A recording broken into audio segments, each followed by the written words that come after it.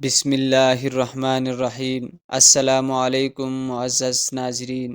مسیلمہ کذاب کے خط کے جواب میں نبی کریم صلی اللہ علیہ وسلم نے ایک خط لکھوایا۔ ایک صحابی رسول اس خط کو لے کر مسیلمہ کذاب کے دربار میں حاضر ہوئے تو اس بدبخت نے اس صحابی کے ساتھ کیسا سلوک کیا، اور اس صحابی نے اس بدبخت کے دربار میں وہ کون سے تاریخی کلمات کہے جو آج بھی ہر مسلمان کے دلوں میں موجود ہے۔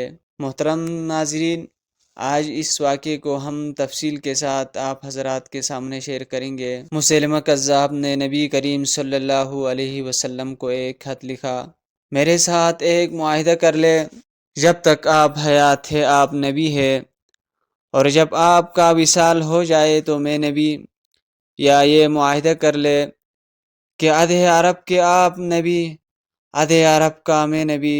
اس کے خط پر نبی کریم صلی اللہ علیہ وسلم نے جواب لکھوایا: میں تو اللہ کا رسول ہوں، جبکہ تو کذاب ہے، جھوٹا ہے۔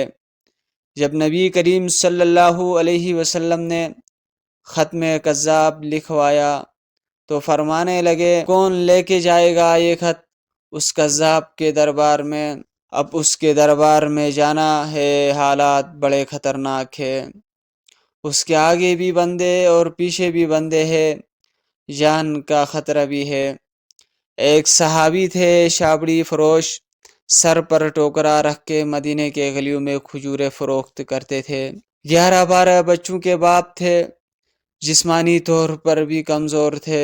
کھجور کھا رہے تھے، فٹافٹ اٹھے، ہاتھ کھڑا کر کے کہا: حضور کسی اور کی ڈیوٹی نہ لگائے گا، میں جاؤں گا۔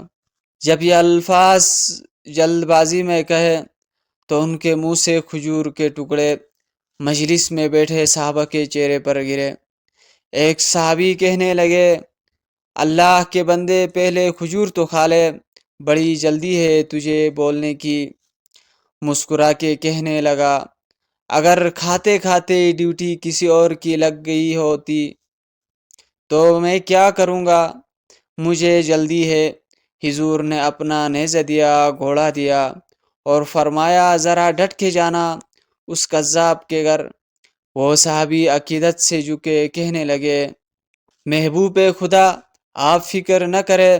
صحابہ کہتے ہیں وہ اس طرح نکلا جیسا کوئی جرنیل نکلتا ہے، اس کا انداز ہی بدل گیا، اس کے طور طریقے بدل گئے، وہ یوں نکلے جیسے کوئی بڑا دلیر آدمی جاتا ہے۔ وہ صحابی مسیلمہ کذاب کے دربار میں گئے۔ وہاں ایک شخص جو بعد میں مسلمان ہوا وہ بتلاتا ہے، وہ صحابی جن کا نام حضرت حبیب بن زید تھا، جب وہاں دربار میں پہنچے تو اپنا نیزہ زور سے دربار میں گاڑ دیا۔ مسلمہ نے کہا: کون ہے؟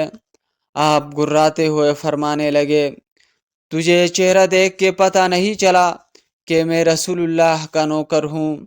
ہمارے تو چہرے بتاتے ہیں کہ ہم نبی والے ہیں، تجھے پتہ نہیں چلا میں کون ہوں؟ مسلمہ کہنے لگا: کیسے آئے ہو؟ بے نیازی سے فرمایا: یہ تیرے خط کا جواب لے کے آیا ہوں۔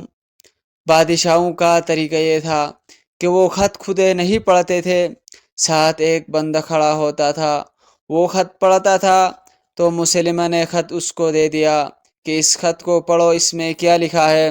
جب اس نے خط پڑھا تو اس میں یہ بھی لکھا تھا: تو کذاب ہے، تو جھوٹا ہے۔ یہ جملہ وہاں موجود سب نے سن لیا۔ اکیلے میں ہوتا تو بات اور تھی، وہ آگ بگولا ہو گیا، آنکھیں سرخ ہو گئے۔ سامنے حضرت حبیب بن زید تنہ تنہا کھڑے تھے۔ غصے سے تلوار لے کر اٹھا اور کہنے لگا: تیرے نبی نے مجھے کذاب، جھوٹا کہا ہے، تیرا کیا خیال ہے؟ حبیب بن زید مسکرا کے فرمانے لگے: خیال والی بات ہی کوئی نہیں ہے، جسے میرا نبی کذاب کہے وہ ہوتا ہی کذاب ہے۔ تو 7 سمندروں کا پانی بھی بہا دے تو بھی تیرا جھوٹ نہیں دھل سکتا۔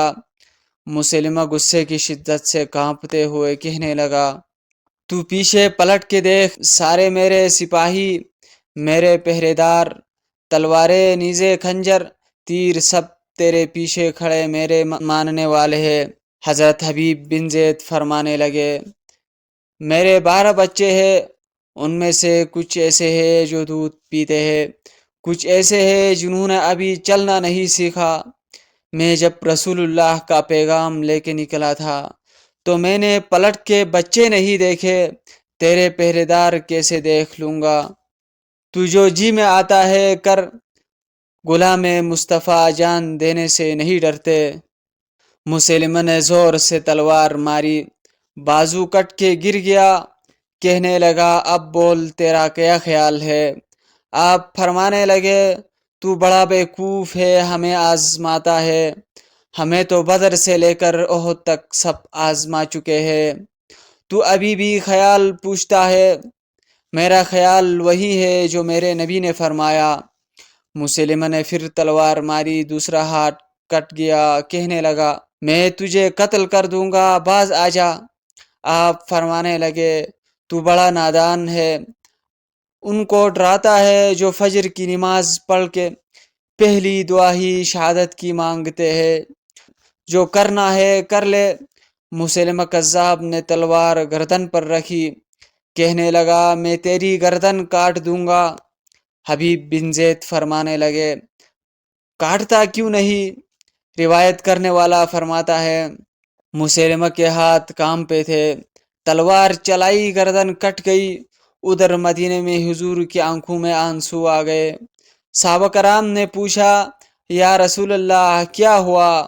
فرمایا میرا حبیب شہید ہو گیا ہے اور رب کریم نے اس کے لیے جنت کے سارے دروازے کھول دیے ہیں۔